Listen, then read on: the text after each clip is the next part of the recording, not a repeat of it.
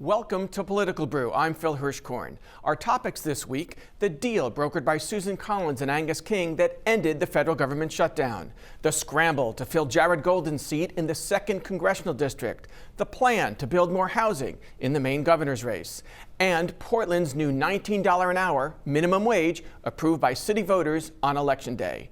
My guests are Genius Black, an author and the host of Maine's Black Future podcast, published by the Maine Monitor, and Joe Bruno, a former state legislator and House Republican leader, as well as a longtime selectman and school board member in Raymond. Guys, thanks for being here. Yes. Have a lively discussion. Let's start with this. The 43-day longest ever federal government shutdown came to an end this week with the leadership of both U.S. Senators from Maine, Susan Collins and Angus King. Collins, as chair of the Senate Appropriations Committee, co-authored the bipartisan bill to fund government through January, as well as SNAP and veterans programs for a full year, while also guaranteeing furloughed federal workers back pay. King, along with New Hampshire Senators Jeanne Shaheen and Maggie Hassan, all former governors, reached the deal to schedule a vote next month on extending enhanced subsidies for Affordable Health Care Act premiums, which was the reason the Democrats had refused to fund the government in the first place. King, an independent who caucuses with Democrats, had refused to support that position and said in an interview on MSNBC this week, the strategy failed. Standing up to Donald Trump didn't work. It actually gave him more power. And then secondly, and I've been a big supporter of the ACA, the idea of forcing the Republicans to the table to negotiate on that issue by virtue of a shutdown didn't work. So we'll talk about that, but let's also add this. Senator Collins says she's for extending the ACA subsidies, but only if there's an income cap on eligibility, as she told us in an interview. I really think that we need to put a cap. Right now, according to the Kaiser Family Foundation, a family of 4 in Augusta, Maine, making $325,000 can still qualify for a taxpayer-subsidized tax credit for the insurance. So a lot to chew on there. Let's start with the two people who are our senators, and then we'll talk about people who want to be senator and what they said. So Susan Collins, Joe, just now saying she would go for the ACA subsidy extensions, but only if there's an income cap. We heard her example there. What do you think about that? Absolutely agree with her. I mean, we have to remember that we keep hearing that the subsidies are going away, and that is absolutely not true. It's the enhanced subsidies that are going away that were put in place during COVID with an expiration date of this year. So people are still going to get subsidies. It's just not going to be as much as they were. You know, it's the enhanced subsidies we're talking about, that little microset. But the fact is, people making a lot of money were getting subsidized for their health insurance. What about the employees who are paying for their health insurance? Why aren't we worried about those? We've had employees leave the private market and go on the ACA to get subsidies and get a better deal for their insurance than they could get through their employer. And there's something wrong when we do that. Genius, what about that? Should the cap, if it is extended, we don't know that, should it be limited to lower and middle income people? And what about that sort of provocative point by Angus King, who normally votes with Democrats, to say the whole strategy didn't work? Well, I think he's actually correct that the strategy didn't work. You have to find a way to move forward, and the pressure that they were trying to apply did not create the intended result. That being said, I don't think I see it exactly like Susan Collins or like my partner here, I'm going to call you that. I think that it's not a small subset of people that will be losing some subsidies. I just don't see that micro subset as being that exact same thing. We can talk more about that. I think this is a broad issue. So for me, I see that when we didn't get what we were looking for, we decided to move forward. I'm still super nervous about the conversation that's going to happen in December. I don't trust it. I'm just being honest. I'm not saying that it's completely bad faith. But my sense, starting off talking about, we want to put a cap on it. It's not that I'm against caps, but that's some of the first points you're making. I think it's the wrong direction. It's interesting you don't trust it, because I would say that Governor Janet Mills told me this week she thinks the shutdown ending vote was a, quote, lousy deal. And her Senate primary opponent, Graham Plattner, agrees, as he told reporters in his first press conference this week in Brewer. Let's listen to both. Much of anything to extend those tax credits, even just for a year. They can keep talking about it, but a commitment to talk about it in December, to put it on the calendar, it's just vacuous. I would have done what the majority of the caucus did, which was hold the line. I mean, my frustration here is not with anyone who voted against this. My frustration is those who voted for it. So I'm going to just go back to you, Joe. You're on the opposite side here, but they're both on the same side as Democrats. They would have voted no. They shut down the government and were hurting millions of people. Millions of people were hurt by this shutdown. Whether you were traveling on an airplane, maybe to go to a funeral or go visit your mother like I did, and you're sitting there watching the board hoping your flight's not canceled. What did it accomplish? Absolutely nothing. It accomplished nothing but hurt millions of people. And they sort of reiterate the point you just made a minute ago, which was a promise to vote in December. Give me a break. Governor Mills saying also in my interview, they can't walk and chew gum at the same time? Should they have done both at the same time? I think so, and I do agree that it's a failure of overall Congress. I don't put it on Republicans or just Democrats. I'm so tired of that rhetoric. I see it as a failure of Congress altogether. Yes, people in America were being hurt. Again, I don't trust exactly what will happen in December, but I do think it puts a magnifying lens, it puts it up on the table, it puts it in front of everyone, right? That we need to dig into this, and we'll say promises have been made. Sometimes we don't even get that out in the public. So not that everything was achieved, but something was achieved. There was motion, but we just didn't hit the goal. Well, I am hoping that we talk about health care reform, not these subsidies. These subsidies don't work. Whenever you have to subsidize something, it means it doesn't work. Let's talk about health care reform and to make the system better. Okay, and we'll have more on this in the future. Of course, we have a vote coming, we think, next month on the ACA. We're going to take a quick break, and we'll be right back with more Political Brew. Coming up next, the wide open race in Maine's 2nd Congressional District.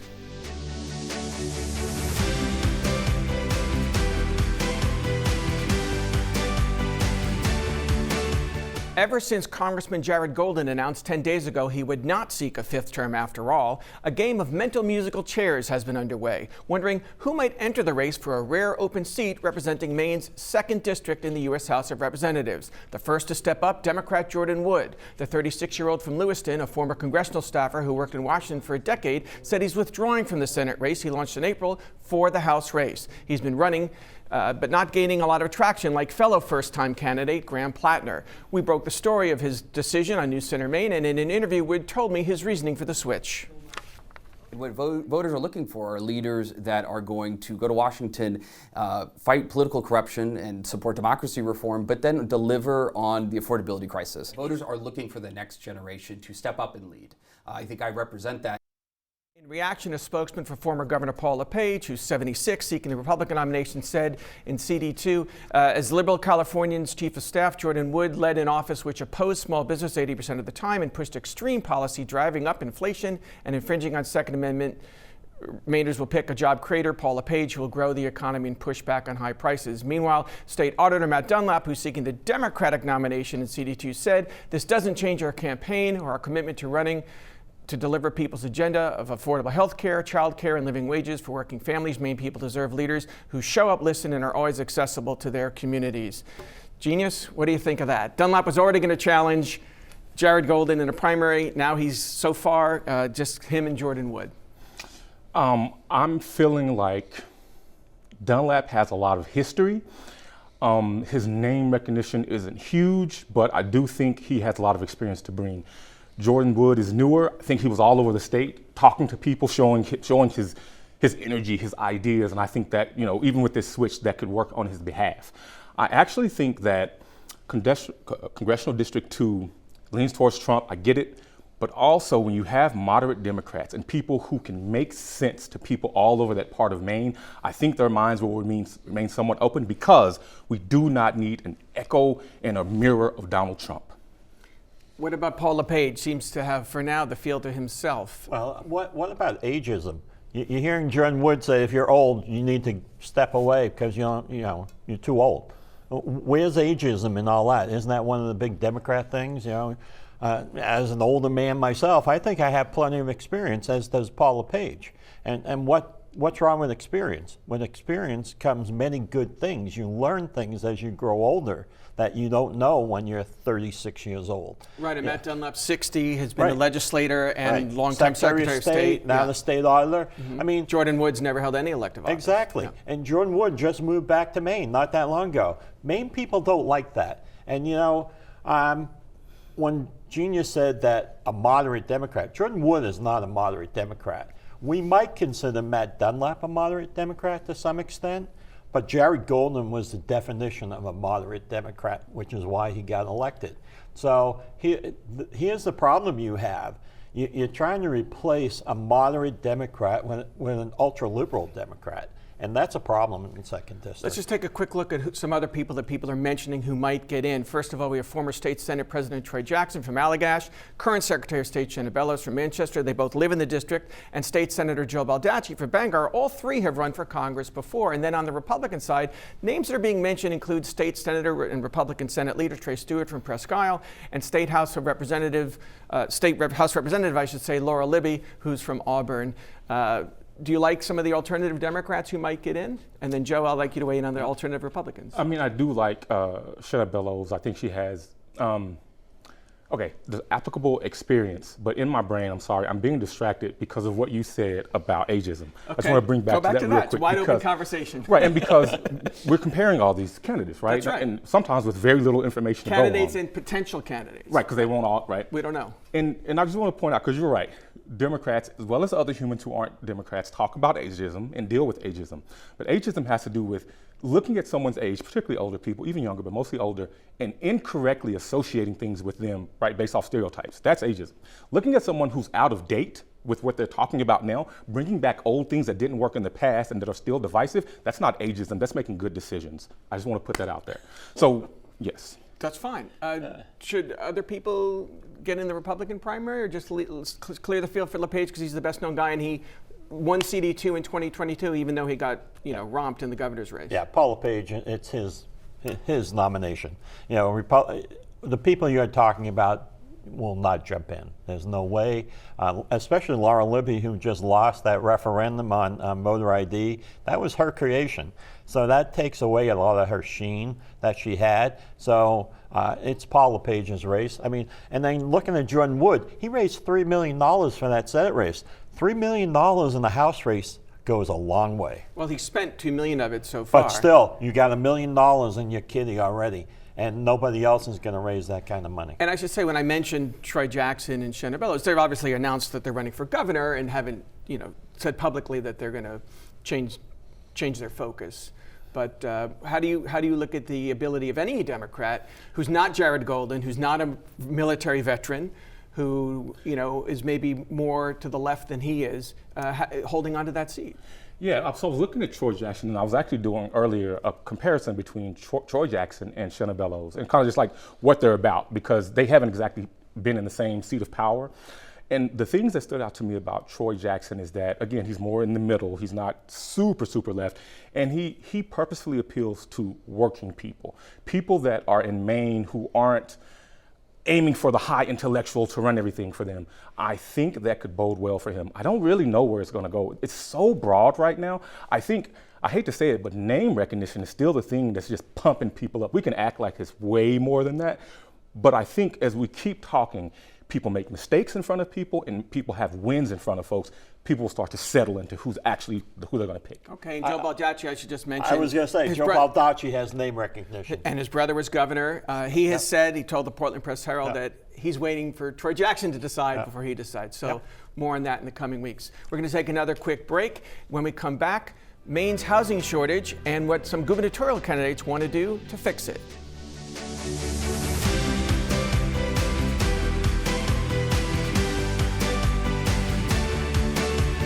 The cost of housing, whether you rent or own, is a major pocketbook issue in Maine and a focus of candidates running for governor. This week, Democrat Hannah Pingree unveiled her plan to accelerate construction. She'd have the state invest $100 million a year in partnership with developers, fund 1,000 apprenticeships a year in the industry, impose a 90-day deadline for the state to approve construction permits, while aiming to reduce evictions and eliminate veteran homelessness. Here's what Pingree told me when I asked her how those investments would work. We have nonprofit developers, for-profit developers, we have communities, we have small groups in towns like mine that work to build housing. So this is about partnering and figuring out how do we really leverage the best of the private sector to get this done. 23 report by Pingree's department when she worked for Governor Mills, seen here at a housing project groundbreaking in Westbrook this week, estimated the state had a shortage of 84,000 housing units. Under Mills's watch, 6,000 have been built, are under construction, or are in the pipeline. What do you think of Hannah Pingree's housing plan? So it's a plan, and it's being put forth now, and I'm taking it as such. Nothing has happened. However, I really like it in terms of what she's focused on. I like the broadness. When it comes to housing, I think people overskip fixing up the conditions for individuals that are looking for housing. Like, so for instance, apprenticeships, incentivizing young people, people that are 25 and 30 years old, to get into the industry where you build and where you maintain and where you learn and where you have high skills at that. It's not just about landlords and rent prices and things like that. You need to be, like, if we're going to get 20, 30, 40,000 more units over these coming years, you have to influence the industry in more ways than just renters and landlords. So I appreciate that. I appreciate that she's talking about $100 million in terms of investment and partnering with people. I don't know how realistic that is. I don't know how that's being received by the people she might be partnering with, but I like it. It's pervasive. It's bold. I like the boldness as well. I'm seriously tired of things that move so slow and soft that people aren't sure if it's making a difference, and there are a lot of unhoused people in Maine. Joe, what do you think of her plan or the problem in general and what we need? There's two things that struck me. First is $100 million a year. Where is that coming from? Now, knowing Hannah very well, we served together, she doesn't mind spending money. And so $100 million, taxpayers are going to be responsible for paying that back. So that's the first thing. $100 million a year is a lot of money. And she'll probably want to go bond it and ask the voters in Maine to bond it. And Maine voters tend to approve all kinds of bonds. The second thing I noticed was we're going to make the state do approvals in 90 days. Well, what are you going to do about the local planning boards? You know, are you going to just say this is a top-down directive and we're going to tell you what to do at the local level? So that becomes a problem for me. So, you know, Hannah's the one who came up with $200 million in subsidies from windmills and solar panels. And where are we now? We're the highest electric rate in the whole country. So that's the kind of thinking that the Democrats have.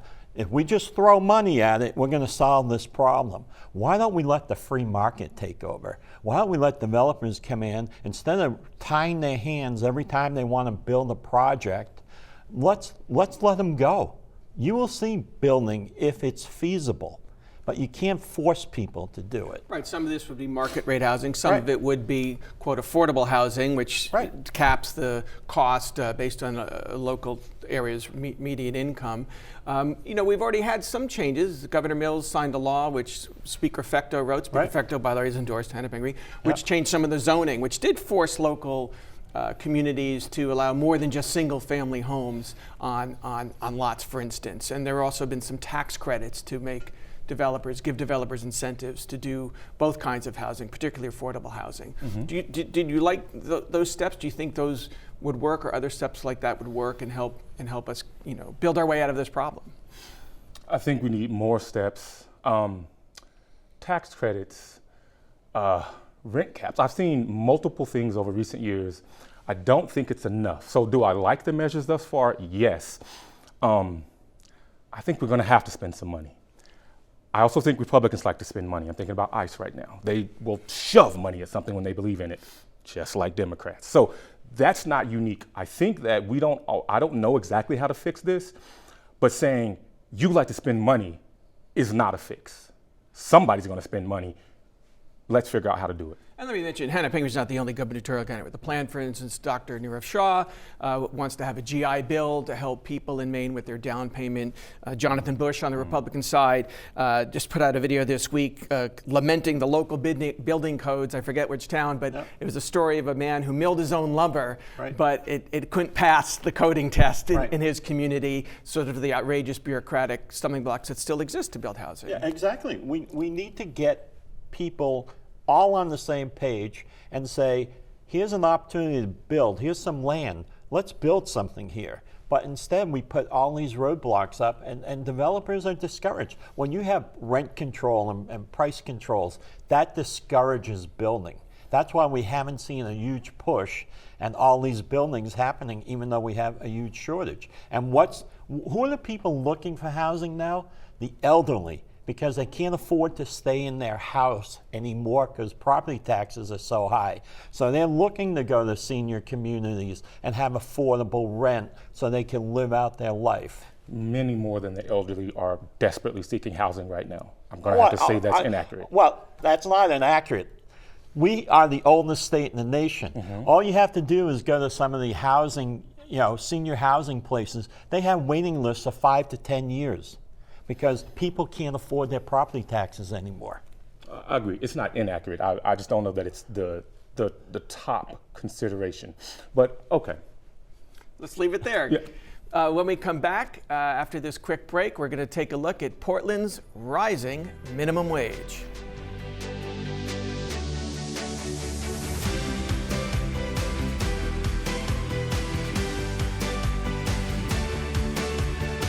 Portland is once again making major economic policies by referendum, this time the minimum wage. On Election Day, 63% of city voters approved the wage going up to $19 an hour, $4 above the current state minimum wage and $2.50 an hour higher than New York City's. But it will be phased in over 3 years. As you can see here, it goes up to $16.75 in January, $17.75 in January 2027, and then $19 an hour in January of 2028.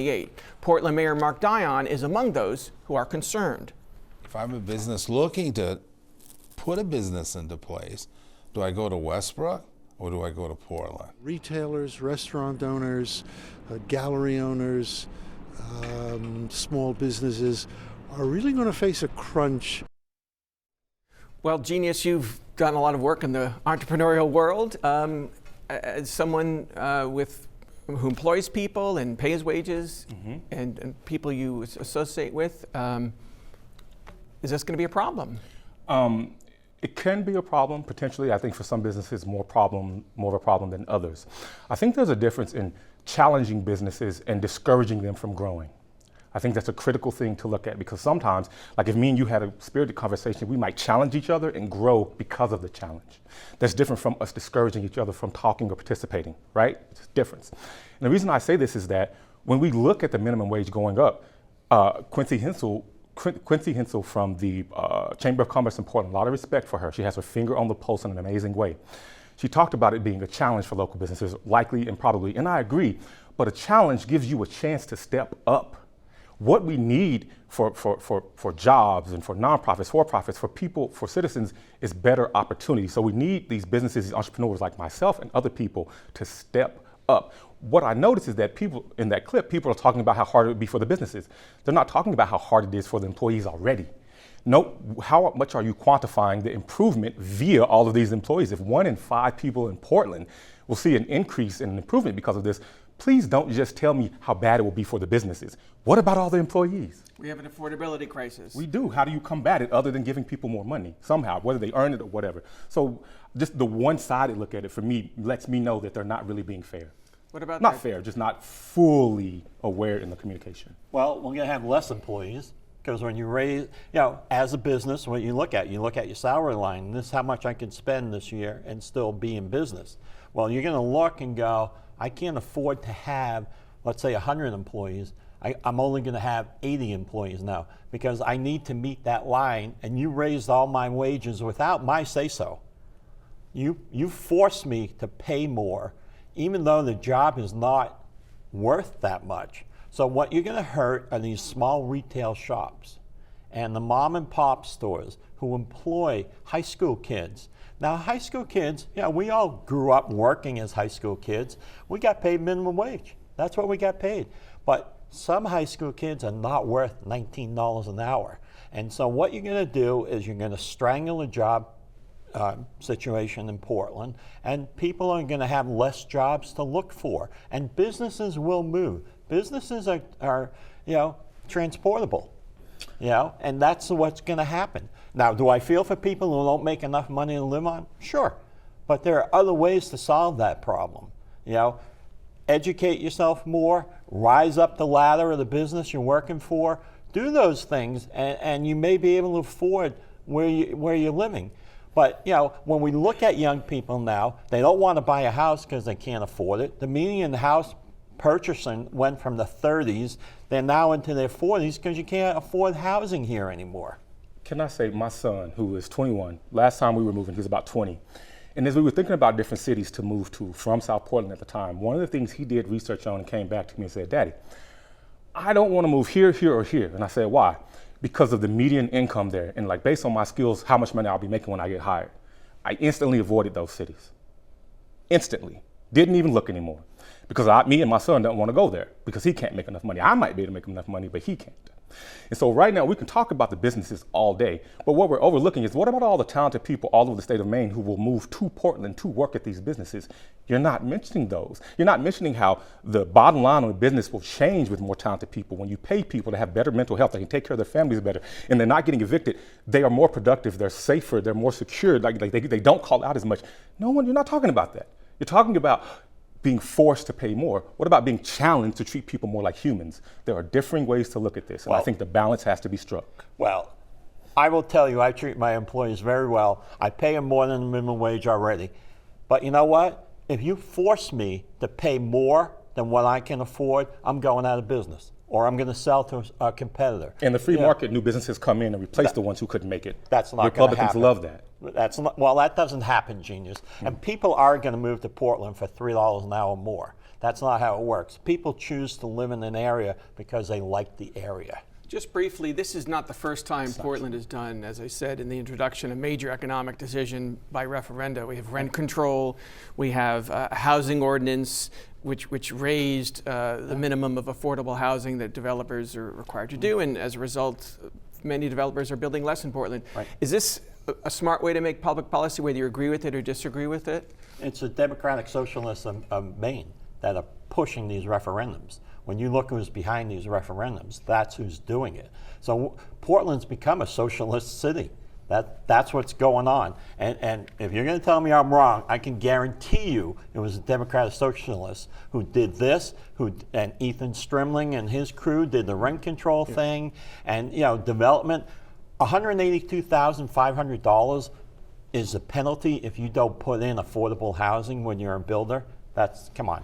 Genius, very quickly, the last word. Maybe the right policy, but is it the right approach to do it through referendum? I'm a fan of the referendums because it takes it straight to the people. I understand the point you made. I'm not going to say everything you're saying is right or wrong, but it has been proven to work in Portland.